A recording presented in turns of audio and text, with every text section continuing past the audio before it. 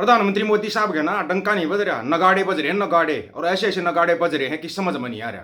America नगाड़े बजाने लग रहा है, ब्रिटेन में नगाड़े बज रहे हैं। ये बात हो रहा है कि अमेरिका और ब्रिटेन सिक्कों के साथ खड़े हो गए, वो सिक्कों के साथ खड़े हो गए। दूसरी तरफ अमेरिका तो जो इमरान खान है, जो जेल के अंदर है, पूर्व पाकिस्तान का प्रधानमंत्री, उसके दोनों बेटों के साथ भी खड़े हो गए कि भाई हम तुम्हारे साथ तुम्हारे पिताजी को जेल से निकलवाएंगे। और इधर हमारे मोदी साहब दो देशों की यात्रा पर गए हैं, मालदीव और यूके। दोनों ही जगह पर जाने से पहले ही नगाड़े बजने लगे। मंडिया और उसके दलालों के अंदर हिम्मत है इन नगाड़ों के बारे में कुछ बोल सके। कैसे हिम्मत हुई मोइजू के साले की प्रधानमंत्री के साहब के लिए ऐसी अभद्र भाषा का प्रयोग करे। लेकिन क्या करें, नगाड़े हैं, बजते हैं, ये तो बजते रहेंगे। मालदीव के 60वें स्वतंत्रता दिवस के लिए पीएम नरेंद्र मोदी कार्यक्रम में मुख्य अतिथि के तौर पर 25 जुलाई को माले पहुंच रहे हैं। पीएम मोदी तीसरी बार मालदीव पहुंच रहे हैं। पीएम मोदी के मालदीव पहुंचने से पहले मालदीव में उनके दौरे को लेकर चर्चा तेज हो गई है। मालदीव की कट्टर इस्लामी संस्था सलाफ जमीयत के अध्यक्ष अब्दुल्ला बिन मोहम्मद इब्राहिम की पोस्ट सबसे विवादित है। उन्होंने पीएम मोदी को क्या ही कहें, बस छोड़ो इन शब्दों को, जो कहा ना, बड़े अभद्र शब्दों का प्रयोग किया। अब्दुल्ला मालदीव के राष्ट्रपति मोहम्मद मोइजू की पत्नी साजिदा मोहम्मद के भाई हैं। रिश्ते में क्या लगे, उनके साले लगे। साला होकर और ऐसी पोस्ट डालना, हालांकि उसने बाद में वो पोस्ट हटा दी, लेकिन फायदा क्या हुआ, बाद में कुछ भी हटाते रहो। एक बार तो नगाड़ा बजा के दिखाई दिया, ट्विटर के ऊपर पोस्ट डाल के बजा दिया नगाड़ा। अब कहाँ जा रहे मोदी साहब, फिर उसके बाद ब्रिटेन जा रहे हैं। ब्रिटेन की संसद के अंदर 1983 का मता पास हो गया, वहां पर जवाब देना पड़ेगा। अगर आपको ना पता हो ना तो बता देते हैं। ब्रिटेन के अंदर चौथी सबसे बड़ी आबादी है सिखों की, और वहां के जो सिख है ना, वो बोलते हैं ना तो हमारे को इंडियन बोला जाए, ना हमारे को एशियाई बोला जाए। हम सिख हैं, सिख रहेंगे। हमारा अलग देश था, वो चीज़ अलग है कि वहां पर पढ़े लिखे सिख हैं, वो तो सरेआम बोल रहे हैं। उसको भी छोड़ो, सिखों की पहली कोर्ट कहाँ पे चली, ब्रिटेन के अंदर। पता होगा आपको, पहले वीडियो में बताया था उसका डिटेल फिर लंबी हो जाएगी।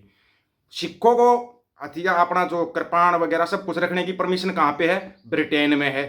ब्रिटेन में है, वहां पर जो रिस्पेक्ट दी जाती है सबको पता है। सिक्खी वहां पर लैंग्वेज के अंदर शामिल है, पंजाबी लैंग्वेजों में शामिल है वहां पे। ब्रिटेन में ये मान्यता मिली हुई है। उसके बाद वो चौधरी साहब का आ गया, ट्रंप साहब का बयान उधर से, बोला भारतीयों को यहाँ पर कोई नौकरी नहीं है, सिख नौकरी कर सकते हैं। थोड़ा इसका कोई बता सकता है मेरे को, ये कौन सा मतलब निकल रहा है इस बात का कि भारतीयों को नौकरी नहीं करने दी जाएगी और सिख नौकरी कर सकते हैं।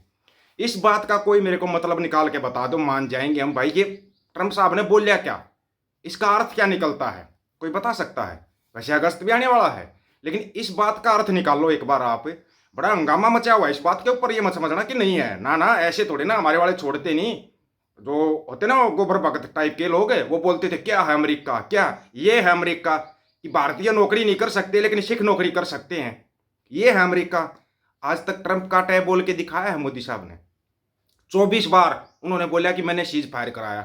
24 में से एक भी बार मोदी साहब ने बोला कि आपने कैसे करा हमारे से, तो पाकिस्तान ने रिक्वेस्ट की थी, एक बार भी बोला नहीं बोला। और ट्रंप बार बार बोल देते हैं। इधर अंदर खाते जो न्यूज़ चल रही हैं वो तो बड़े कमाल की चल रही है, मतलब सेठों का भी नंबर आ चुका है, वो तो बात अलग है। जो जैसा का नंबर आया था वो तो आया ही आया था। अभी इस्तीफों का दौर वैसे शुरू हो रहा है। धनखड़ साहब, हुज नेक्स्ट का भी आपको बताते हैं। उसके बाद उपराष्ट्रपति कौन बनेगा, यहाँ पे एक सबसे बड़ा सवाल खड़ा था। सबसे पहले तो बिहार की जनता का सर्वे करागा, बिहार की जनता बहुत खुश, नीतीश कुमार बनेंगे उपराष्ट्रपति। नीतीश कुमार भूल जाओ, काटा माइनस। बीजेपी ने पहले साइड में कर दिया, बोला नहीं बनेगा नीतीश कुमार। उसके बाद एक और बिहार से ही एक और नेता का नाम सामने आया था, हरिवंश राय क्या नाम था उनका, उस पर भी काटा मार दिया बीजेपी ने, नहीं बनेगा। फिर एक मुस्लिम का नाम आया था, क्योंकि बंगाल में भी इलेक्शन होने हैं और बिहार में भी मुस्लिम का ज़्यादा वो चलता है, उस पर भी काटा मार दिया बीजेपी ने। बीजेपी ने स्पष्ट तौर पर बोला है, सबसे ऊपर नाम आ रहा है राजनाथ सिंह साहब का, बोला जो भी उपराष्ट्रपति बनेगा वो बीजेपी का बनेगा। अरे चंद्रबाबू नायडू, नीतीश कुमार सब क्या करवा लिए साइन कि उपराष्ट्रपति होगा तो बीजेपी का होगा, नहीं तो उपराष्ट्रपति नहीं बनने देंगे, है ना। ये तानाशाही में नहीं आता, कहीं से तानाशाही में आता ना ये परिवारवाद में आता। परिवारवाद में भी नहीं आता कि भी हमारा ही राष्ट्रपति होगा, उपराष्ट्रपति हमारा ही होगा, किसी और का नहीं होगा। ये तो सबको पहले ही पता है। जो कब्जा इन लोगों ने किया हुआ है इनको पता है। इनको पता है अगर कुछ अमेरिका ने ऐसी वैसी कोई घोषणा कर दी तो तुम्हारे को बचने के लिए जगह चाहिए, पहले ही ऊपर के पदों पर अपने लोगों को बिठा लो, अपने लोगों को पहले ही बिठा लो। और इसका फैसला 26 तारीख को प्रधानमंत्री साहब के आने के बाद होगा उपराष्ट्रपति का। उधर से चुनाव आयोग चुनाव की तैयारी कर रहा है, उपराष्ट्रपति पद का चुनाव होना है, वो उसकी तैयारी कर रहा है। ये अभी तक पता नहीं है कैंडिडेट कौन है, कैंडिडेटों का किसी को पता नहीं है, लेकिन उपराष्ट्रपति के चुनाव की तैयारियां शुरू हो चुकी है। ये राजनाथ सिंह साहब तो नहीं आ जाएंगे, नड्डा साहब भी आ सकते हैं आने को, तो हो सकता है मोदी साहब भी आ जाए, होने को कुछ भी हो सकता है। यहाँ पर सब कुछ मतलब असंभव नहीं है, कुछ भी यहाँ पर सब कुछ संभव है। मोदी साहब आ सकते हैं, 75 साल के वैसे हो रहे हैं, प्रधानमंत्री पद के से इस्तीफा तो देना ही है। क्यों ना उससे पहले सितंबर में हो रहे हैं ना, तो अगस्त में या सितंबर में जाके इलेक्शन होंगे, उधर से इस्तीफा देगा, उपराष्ट्रपति बन जाओ, 2027 तक उपराष्ट्रपति रहो, फिर राष्ट्रपति बन जाओ।